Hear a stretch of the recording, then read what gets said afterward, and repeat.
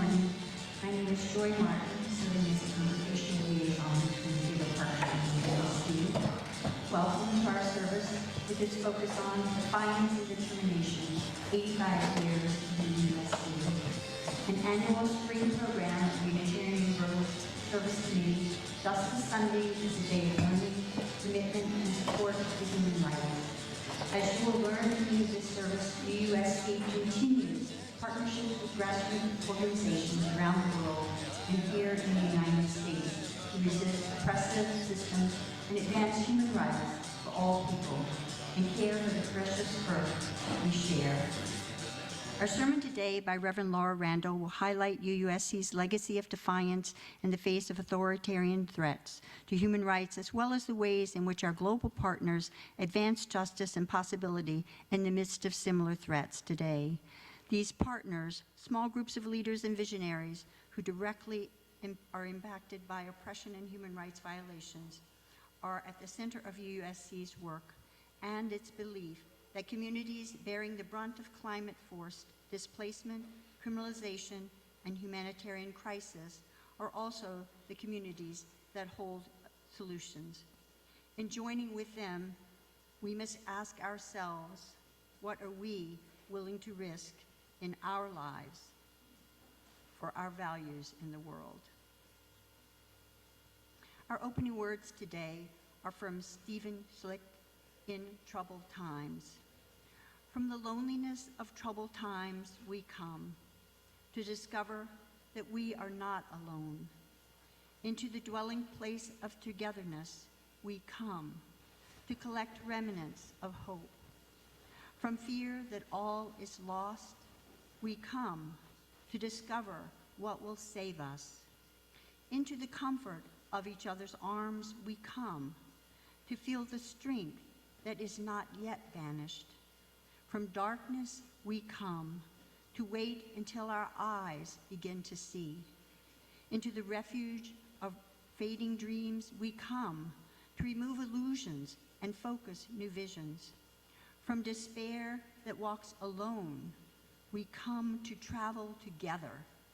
Into the dwelling place of generations, we come to pledge allegiance to being peace and doing justice.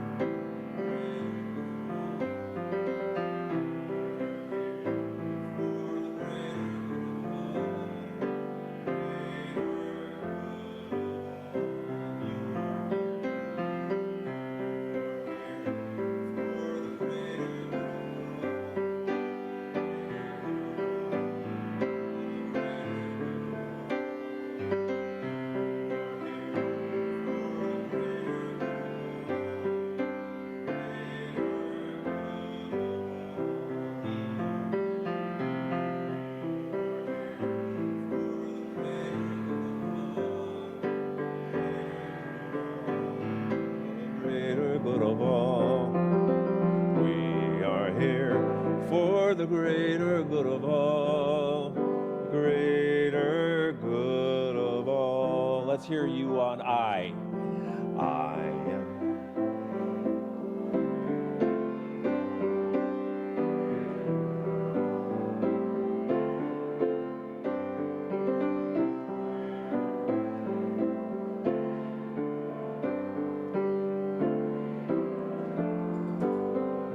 You are here.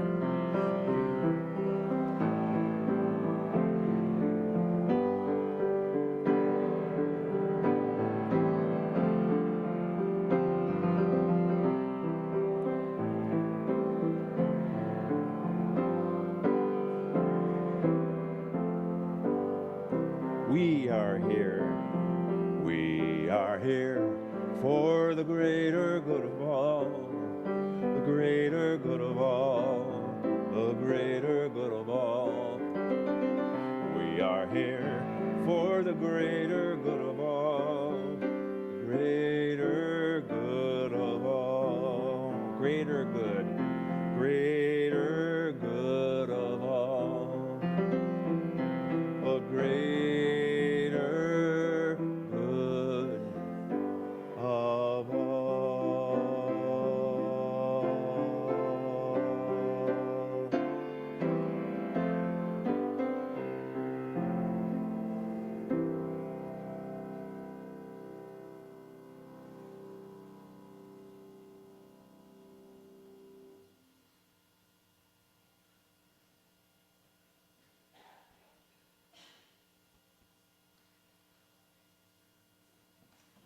Joy will be leading our chalice lighting this morning, but I want to invite up Amalia and Louisa to light our chalice.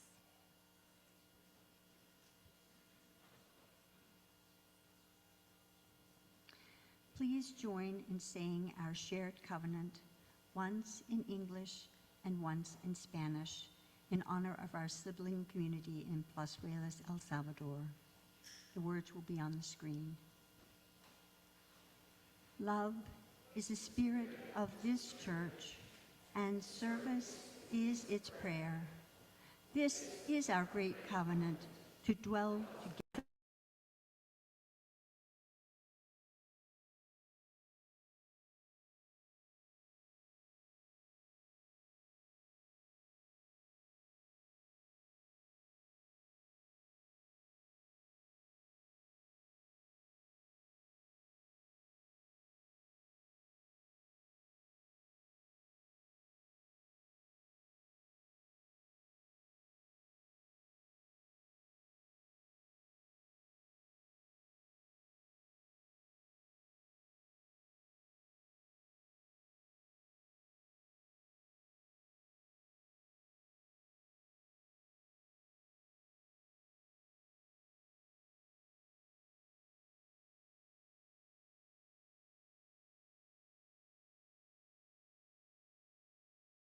Message is actually going to be a video that we'll be bringing up in just a minute. It's part of this larger service that we're doing about the work of the Unitarian Universalist Service Committee, honoring its history, its legacy, and the commitments that it calls us into today. And this video is about an important person in the history of the Unitarian Service Committee and in our larger Unitarian Universalist story. Her name is Martha Sharp. You'll learn a lot more about her in just a minute. I want to say that, so her work was a part of the founding of UUSC and was an important part of combating fascism in the 40s in Europe. And I want to say before I bring up the video that we share this not to glorify her life. She made complicated and complex choices in the face of really enormous evils. But we want to honor those choices, honor her bravery, honor the legacy that she gives to us. Mary Beth, can you bring up the video?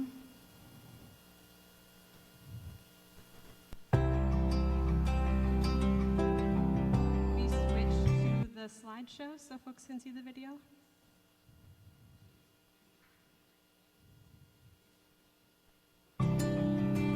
Martha Sharp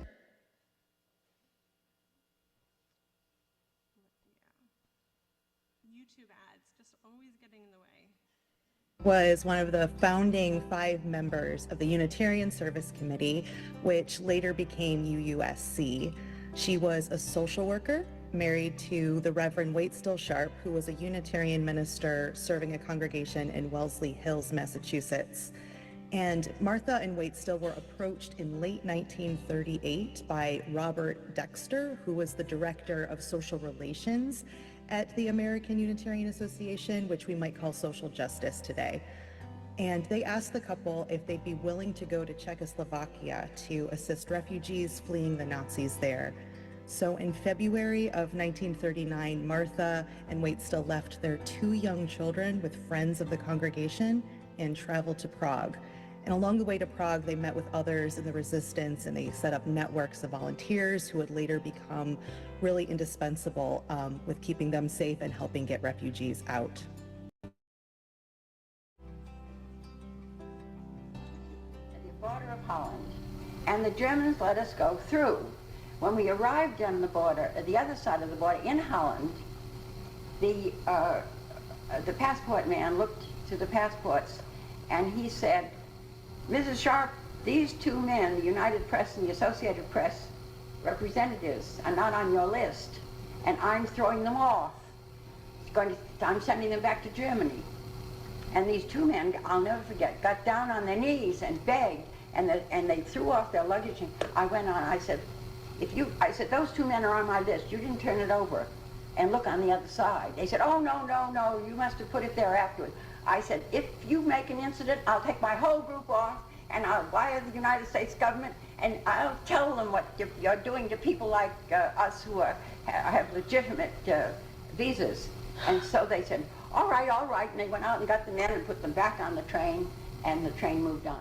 Her work became the basis of the Kinder transports in Britain, which moved thousands of Jewish children out of Nazi-occupied Europe.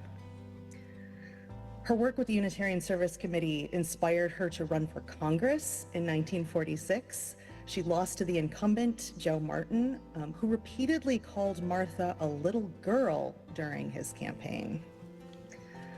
Martha remained committed to social justice throughout her life, continuing to work with UUSC and serving on the National Security Resources Board. And this is a really big honor. In 2006, Martha and Waitstill were the second and third U.S. citizens to be named Righteous Among the Nations, which is an honor bestowed to non-Jewish individuals who risked their lives to aid Jews during the Holocaust. Martha's legacy reminds me every day that I need to use my own privilege to keep the wheels of justice moving, and to remember that moral outrage is a source of power that can be used and harnessed in useful ways. No matter how many times the situation seemed impossible, Martha trusted the community of people that she gathered around her, and she persisted. And she didn't allow sexism to end her justice work, no matter how many opponents sought to diminish her. She knew her power, and she knew how to persist through adversity. So that's something I keep with me in my own work. Thank you all for learning about that piece of history with me. I'm now going to invite you to join me in singing our children's benediction, and we'll sing our children out to children's. Martha Sharp was one of the founding 5 members. And we'll pause the video, perhaps.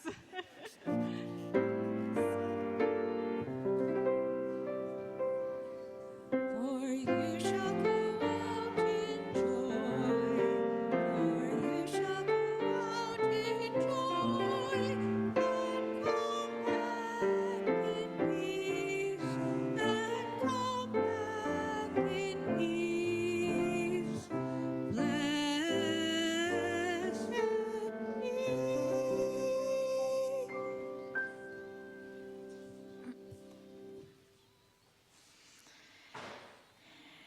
Now we shift into our time of meditation and prayer. And we have an opportunity to share what joys and concerns are on our hearts. If you're here in the sanctuary and you would like to have a joy or a sorrow included, please fill out a prayer card during our centering hymn, which Stanzi will lead in a moment. And if you're joining us on Zoom, we invite you to type it into the chat now. As we deepen into this space, I invite us to enter into this moment and to take a few nurturing breaths and find a space of stillness within you. I invite us to remain seated as we join in singing our centering hymn, Building Bridges, which Robin and Stanzi will lead.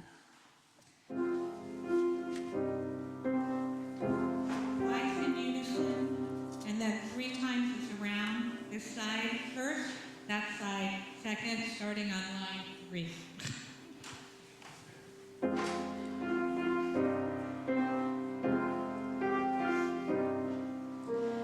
Building bridges between our divisions,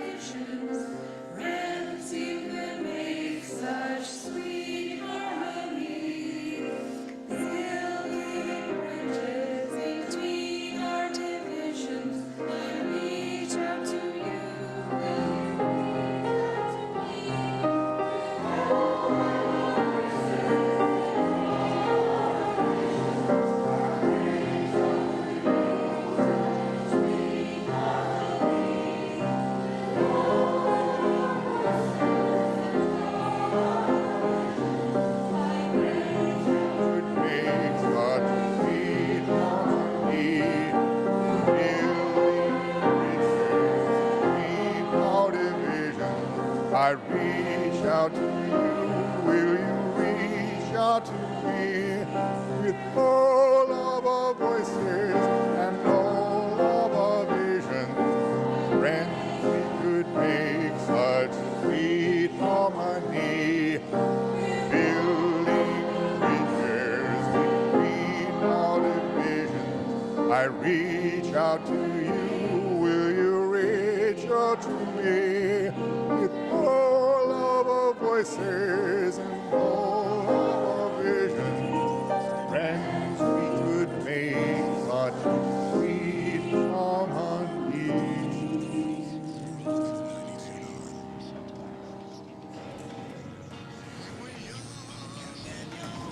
This morning we have several joys and several sorrows.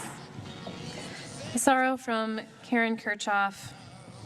A candle of concern that the Secretary of State removed from the Human Rights Report all references to women, disabled people, and LGBTQ+ people.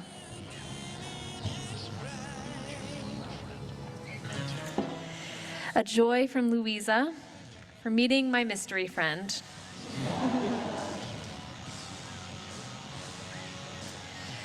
A sorrow from Ashley. My mom is dying. She has until the end of the month. Ugh.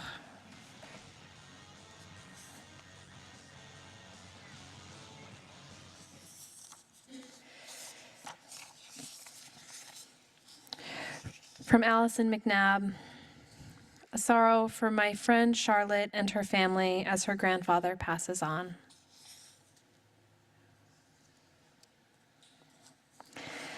A joy from Maymay Joy Martin. Happy 4th birthday to Camille Martin. Happy birthday, Camille.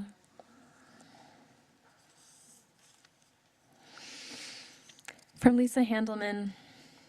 A sorrow for my cousin Debbie back in the hospital. Doctors decided she needs more care.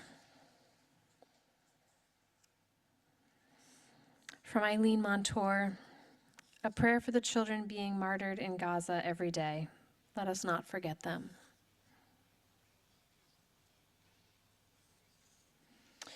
From Kayla, a sorrow for the international students, scholars, and researchers in our universities who fear their status in the U.S. is in jeopardy of sudden revocation.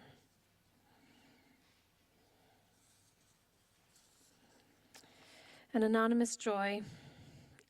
I have experienced the sun rotating around the earth 60 times today. It is a good life so far. Happy birthday, whoever you are. From Carol Allen, such a thrill to attend the rally in Boston yesterday, and then a perfect follow-up of fabulous inspirational concert with David Roth and Cozy Sheridan, a good day. And from our folks joining online, from Marcia Feldman, I'm thankful for the thousands of people all over the world who demonstrated yesterday. From Nancy Dale, we ask for our friend Hirsch, who is dealing with stage 4 lung cancer. A prayer from Marcia. Prayers for my coworker with a recent cancer diagnosis. And from Karen Bishop, asking prayers for Jay, who has debilitating tremors in his left side, and Derek recovering from 2 cancers.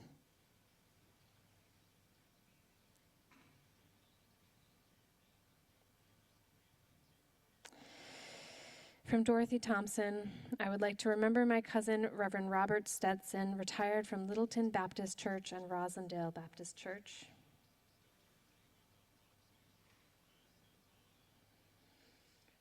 For all of these joys and concerns, and for all that remains unspoken in the sanctuary of our hearts, we light a final candle. And we enter into a space of prayer and meditation with these words from Reverend A.J. Van Tyne. Great mystery, which grounds and surrounds us. Small spark of life and possibility that lives within us, even when all is crumbling to dust. Be with us in our confusion, fear, and even despair. Lead us to navigate them as slowly as possible, resisting the impulse to soothe, to blame, to seek things that feel better than the hurt and the heaviness, but which ultimately leave us isolated or complacent or too suspicious of each other. Let us not flee from our grief, but allow our hearts to be broken open again and again, grieving for all that has already been lost and all that is threatened now. Spirit of life and love and regeneration, help us to feel the wisdom in our bodies. Even with so much going so wrong, our hearts beat with gratitude for blessings, for beauty and joy stubbornly breaking through, for the compassionate companionship of community which welcomes all that we bring with us in these times and doesn't ask us to be smaller than we really are, for solidarity and mutual aid, for the trees and the wind and the stars, their cosmic witness soothing our animal souls, reminding us of the deep impermanence and the deep interconnectedness of all things. Spirit of transformation, may our hearts break open and stretch out to join with the hearts of others who yearn for a freer world.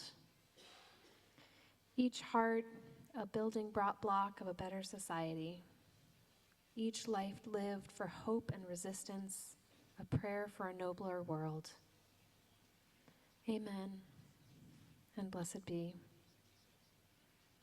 And together we let rest into several moments of shared silence, followed by our musical meditation.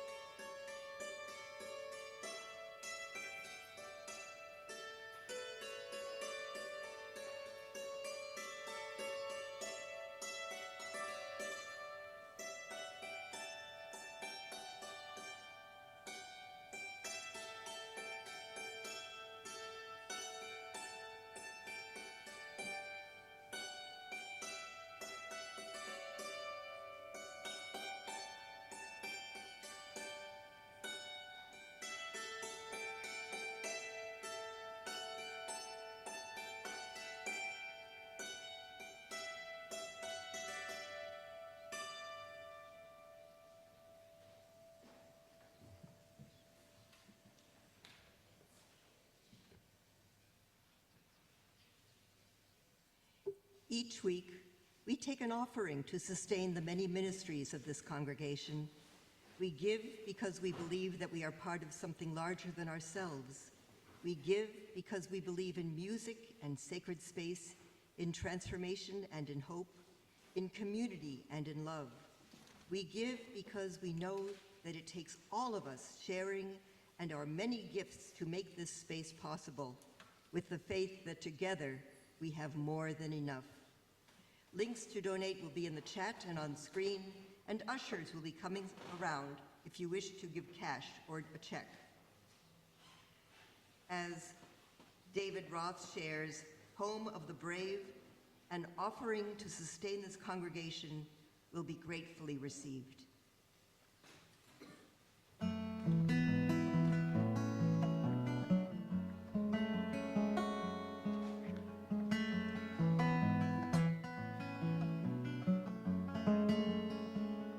For the last 4 years, Guadalupe checked in to the Phoenix office of immigration. Both of her kids, U.S. born. But everything changed the day they took her away. In the home of the brave, in the land of the free, we are immigrants and pilgrims and refugees from every nation, one family. When you come for Guadalupe, you come for me.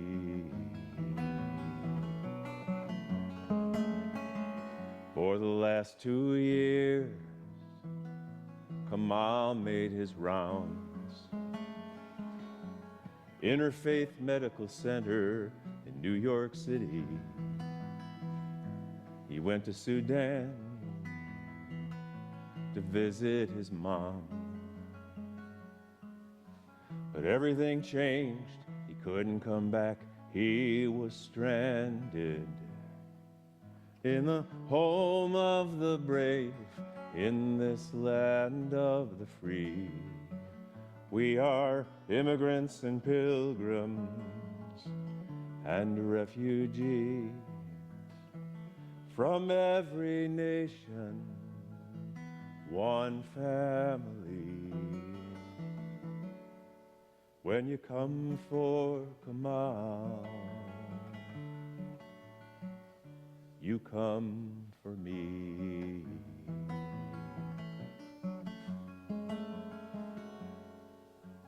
Give me your tired, your poor huddled masses. This is America built by dreamers, yearning to breathe free.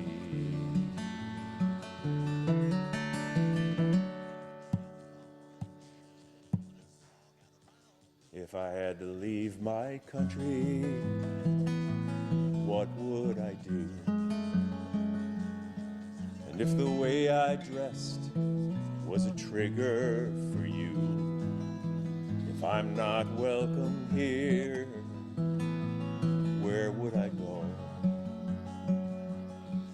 Could I sail away on an unknown ocean of hope?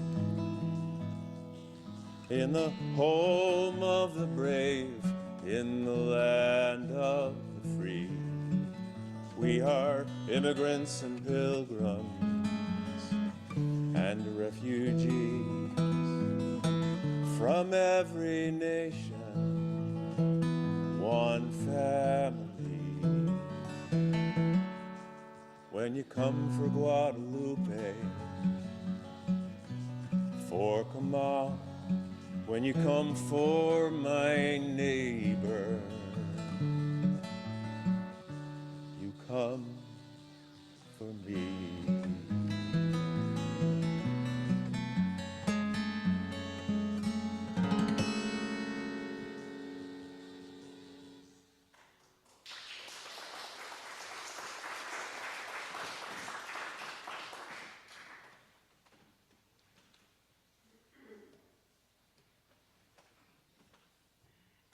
Our next reading is What is Hope?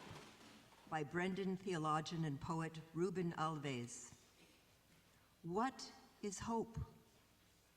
It is a presentiment that imagination is more real and reality less real than it looks. It is a hunch that the overwhelming brutality of facts that oppress and repress is not the last word. It is a suspicion that reality is more complex than realism wants us to believe, and that the frontiers of the possible are not determined by the limits of the actual, and that in a miraculous and unexpected way, life is preparing the creative events which will open the way to freedom and resurrection.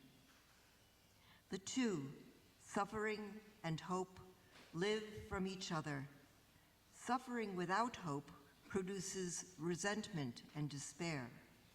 Hope without suffering creates illusions, naivete, and drunkenness. Let us plant dates, even though those who plant them will never eat them. We must live by the love of what we will never see. This is the secret discipline. It is a refusal to let the creative act be dissolved in immediate sense experience, and a stubborn commitment to the future of our grandchildren.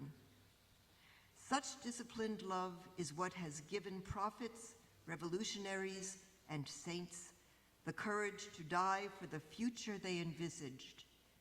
They make their own bodies the seed of their highest hope.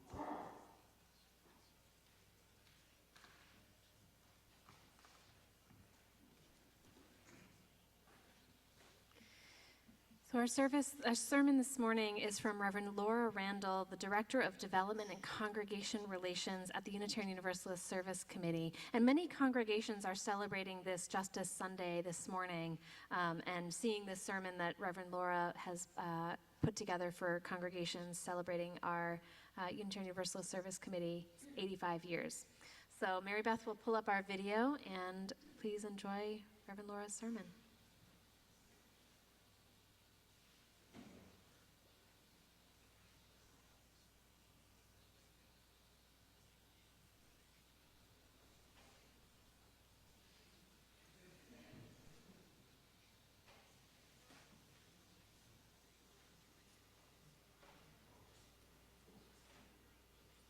Since its founding 85 years ago, the Unitarian Universalist Service Committee has been resisting fascism and advancing human rights. In the last 8.5 decades, UUSC has changed to meet the needs of the current moment, but these values and the leadership of our global partners has always been paramount. Now, as we face a new era of crisis, we are called to ground ourselves in common cause with our grassroots partners and in the legacy of our religious ancestors. In the wake of the 2024 U.S. presidential election, many of our UUSC international partners reached out to us, offering concern, solidarity, and perspective. So many UUSC partners work for justice in the context of authoritarian regimes and state violence. They know what it takes to engage in effective resistance and to prioritize adaptability, resilience, and commitment to deeply held values above all. They know how to survive and even thrive through community care, mutuality, and persistent hope. In February of this year, UUSC partners in Central America shared their reflections on what the current U.S. administration means for their communities and for the world. Crises also present opportunities, and we must accept this, they said. In the face of adversity, we must seek solutions. Sacrifices will have to be made, of course, but this is not the first time we have faced difficult situations and are able to overcome them. We have a history of centuries-old resistance. We must rely on our knowledge, experience, and abilities to overcome them.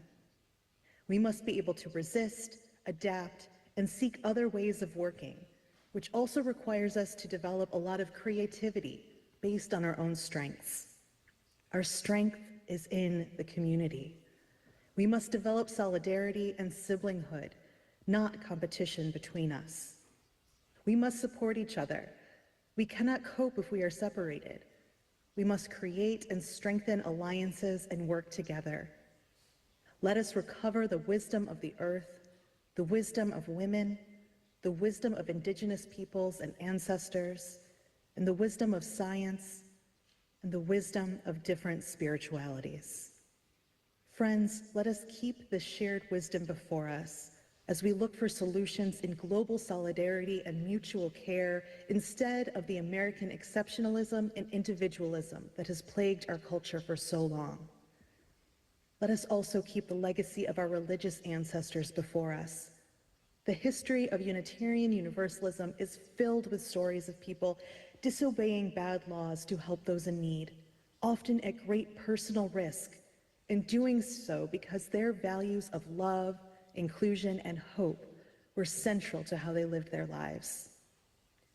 The founding of UUSC to resist fascism is particularly apt right now. It seems like a good time to retell the story of our most beloved symbol as Unitarian Universalists, the chalice. It is the chalice itself that most strongly calls us to the work of resisting oppressive systems, promoting human rights for all people, and caring for the precious earth we share. Our chalice, as sacred as it is to us, wasn't always the symbol of the Unitarian and Universalist faiths. In 1940, the Reverend Dr. Charles Ryn Joy was sent by the newly created Unitarian Service Committee to Lisbon, Portugal, which was the only open port in Europe at the time, and therefore saw many refugees that were fleeing the Nazi regime.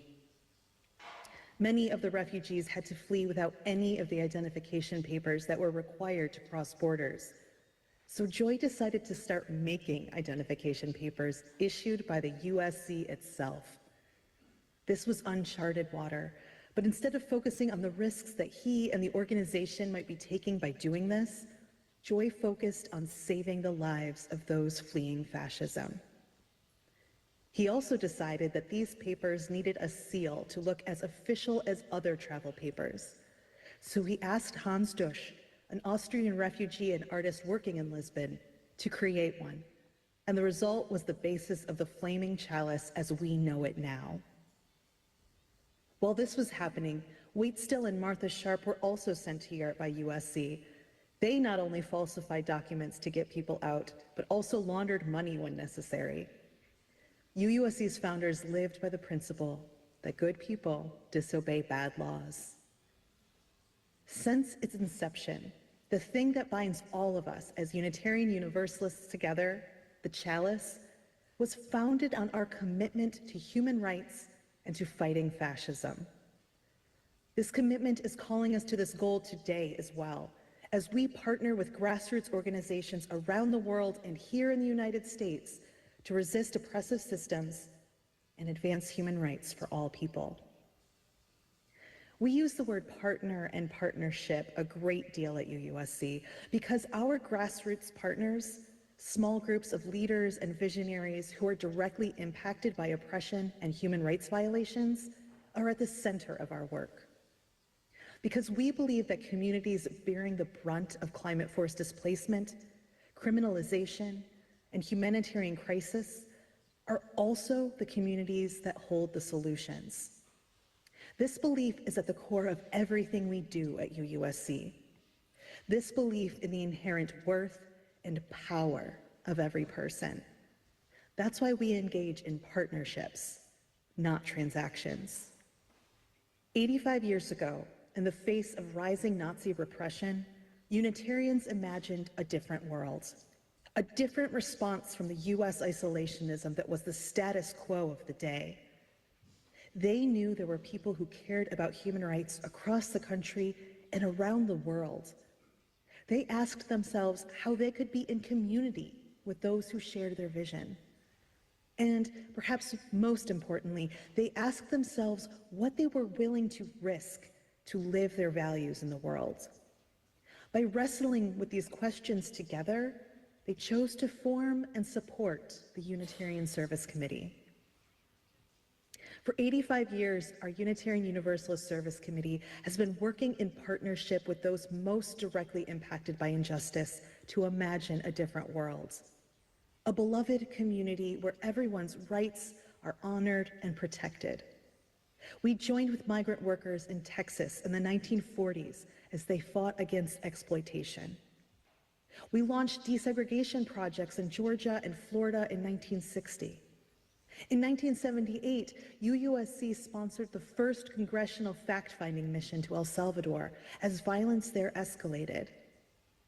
In the 1980s, we sent emergency funds to ease the Ethiopian famine long before the story reached mainstream US news. We sent emergency medical supplies to Rwanda in the 1990s and then launched the Drumbeat for Darfur campaign in the 2000s to help end the genocide in Sudan. In 2010, we went to Haiti to assist with immediate relief after the earthquake and continue to have strong partnerships with Haitian organizations today as they work for the long-term recovery and a true democracy led by the Haitian people. Now, UUSC works with organizations in Central America, Mexico, and the United States on the forefront of migrant justice as we seek security for people who wish to remain in their home countries, safety for those traveling along the migrant trail, and justice once people reach the United States. We partner with First and Indigenous communities in the South Pacific, Louisiana, and Alaska who are on the front lines of the climate change crisis as their homes and way of life are threatened by rising sea levels and rising temperatures. We are working with Rohingya Muslims and other ethnic minorities in Burma, also known as Myanmar, as they seek both justice and survival following the military coup in 2021. We partner with organizations in Ukraine and Eastern Europe who are working to serve Black, queer, and Roma refugees who are often disregarded by larger aid agencies. And we work to find security and welcome for trans, two-spirit, and gender-expansive people in the United States who are forced to flee their homes due to increasing legislative and social violence. Sometimes, more than sometimes lately, things can feel hopeless, like the world is moving farther and farther away from our values, from all the progress we've tried to make, as people with a lot of power and little morality try to make cruelty and greed the center of our collective institutions and our society. At the time of the Unitarian Universalist Service Committee's founding, the world gave few signs of moving in a better direction. When the work of USC began, Hitler's Germany was dragging all of Europe into war and laying the groundwork for the Holocaust. Thousands of refugees were already displaced from their homes and forced to flee religious and political persecution as the Nazis took power. When Waitstill and Martha Sharp opened the first office of USC in Prague, they met an embattled Unitarian community at the Unitaria Church that had to preach their opposition to the Nazis in double meanings. During the German occupation of the city, the Nazi secret police began monitoring every sermon given at a Unitarian congregation, listening for subtle messages of dissent. A few years later, they found what they were looking for. In 1941, the minister of the Unitaria congregation, Norbert Čepek, famous to us as the originator of the flower communion ritual, was arrested and deported to the concentration camp at Dachau, where he was killed with poison gas the following fall.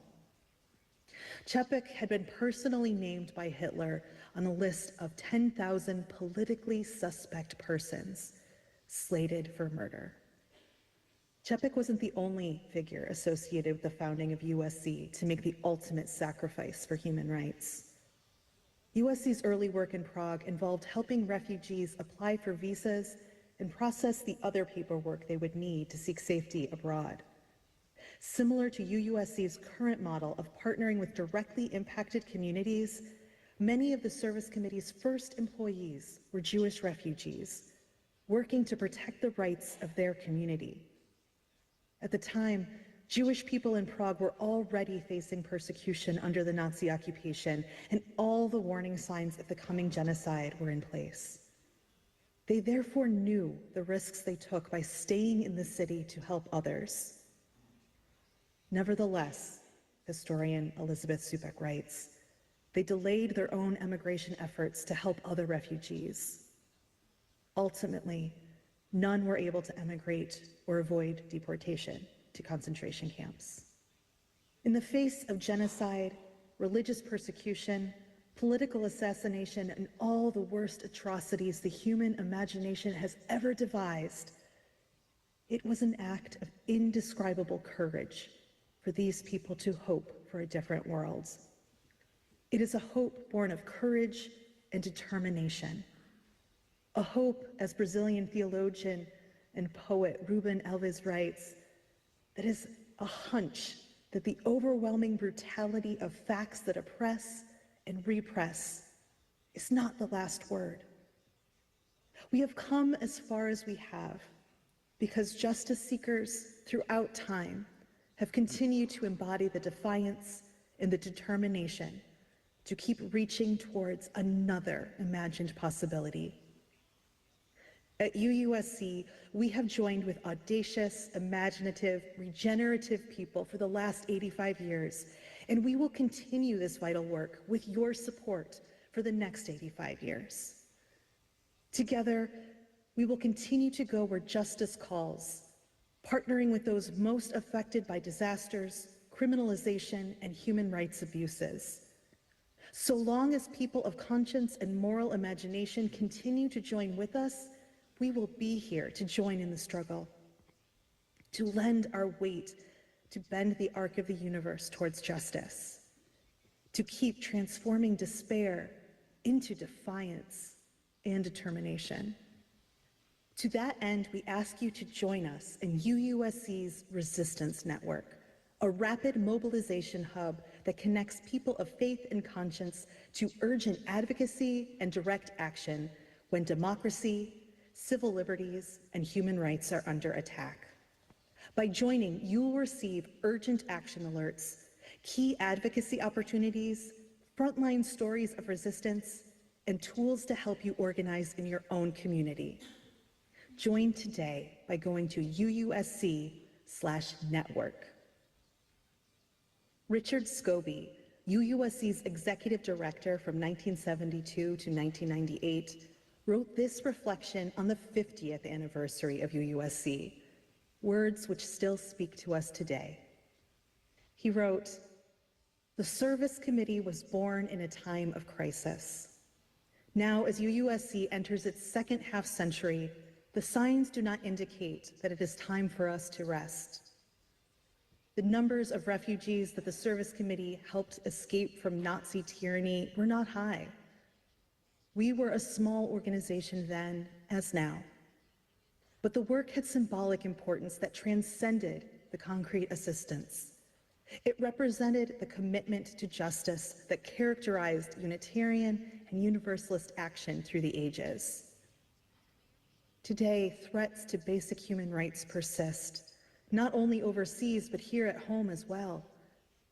The growing divide between rich and poor, the mounting poverty of families and children, the weakening of individual civil liberties, and the dismantling of community services all point to a coming time of struggle. It is possible to make a better, more just world. And the process of doing so should be joyful, with singing, dancing, and celebration. UUSC has been and is a marvelous vehicle for such a process. Our history has shown us how to recognize the struggles ahead and to meet them with hope and courage. As we have been in the past, UUSC will continue to be an active player in our changing world, affirming and sharing a vision of justice for all. May it be so. Amen, and blessed be.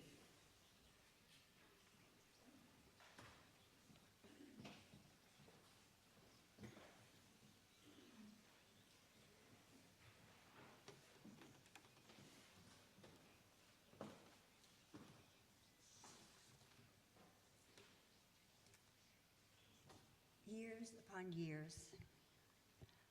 Look at the facts of the world. You see a continual and progressive triumph of the right. I do not pretend to understand the moral universe. The arc is a long one. My eye reaches but little ways. I cannot calculate the curve and complete the figure by the experience of sight. I can divine it by conscience, but from what I see, I am sure it bends toward justice. Theodore Parker, 1850. How many years to manifest what Theodore Parker wrote? For blacks, then women, to get the right to vote. For a woman's right to choose. For all our rights to lose. How many years for Rome to fall to its doom? For us to put a man on the moon? For the Berlin Wall to come down? For Native Americans to regain ground? How many years to end the war in Vietnam and its protest screams? The Tea Party to decaf into the weirdest dreams. For us to evolve into a society governed by fear, until afraid we let go of all we hold dear. How many years since Occupy Boston performed a flyby, before rights of minorities are recognized, for the Apple bite to put I in the phone, before we rediscover the way home. I ponder the arc of the universe with concern. Let's hope Parker was correct and it bends toward justice.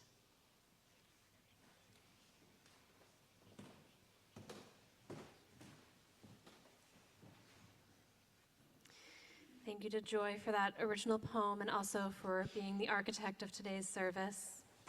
We will close with our closing hymn from the Teal Hymnal, number 1028, Fire of Commitment, which Stanzi will lead.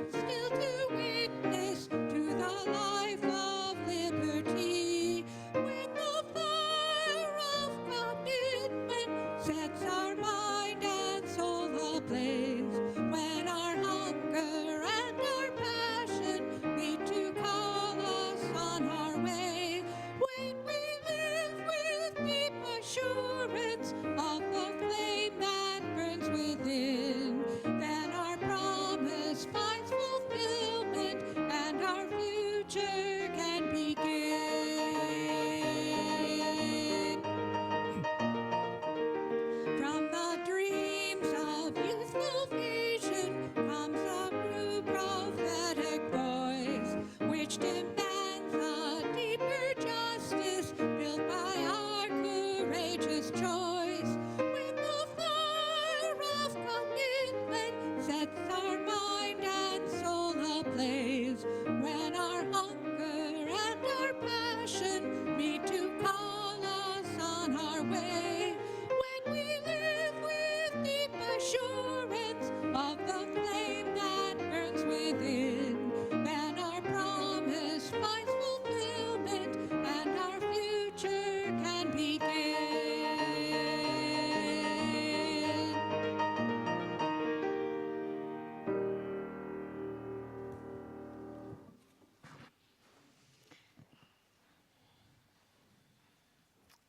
Our closing words come from the Reverend Kimberly Quinn Johnson.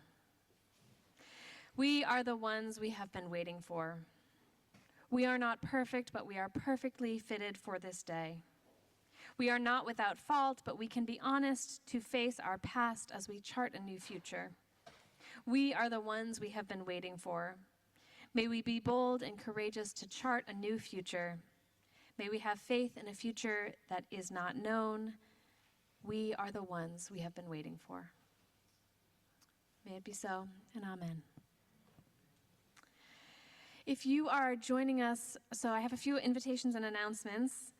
Actually, I have one invitation and announcement. If you're joining us in person, please join us next door for coffee hour. And if you're joining us on Zoom, please stick around for our breakout groups. This has been a very busy weekend at church. Many of us went to the rally yesterday. There was a Music on Center concert last night. Today we had Mystery Friends, which was our pen pal, multi-generational pen pal writing program. The Our Whole Lives class is wrapping up and having a celebration during coffee hour.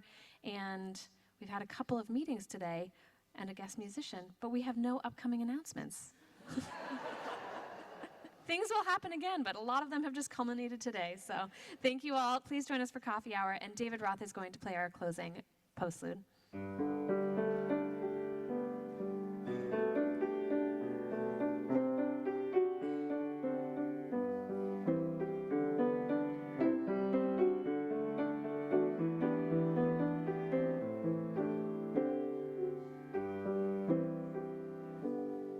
I stand for love, stand for peace.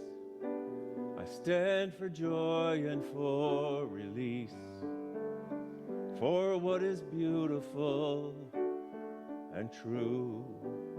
I stand for hope, I stand for you. I stand for love, I stand for peace. I stand for joy and for release, for what is beautiful and true. I stand for hope, I stand for you. You know our world is in great pain. She needs our loving care again. There are those who fail to see what we have done and what we need. There is a cost for every act. Now there is no turning back. We burn a bridge, we bang a drum. It's time to rise, the time has come. To stand for love, to stand for peace, to stand for joy and for release, for what is beautiful and true, to stand for hope, to stand for you. And if you're thinking it's not urgent, that we've got more time to kill, if I'm not the one who will change things, then for heaven's sake, who will? So I will move, I will climb this mountain one step at a time. I won't be swayed, I will not stop until we've made it to the top, where we will stand for love and peace. We'll stand for joy and for release, for what is beautiful and true. We'll stand for hope, we'll stand for you, for what is beautiful and true. I stand for hope, I stand for you.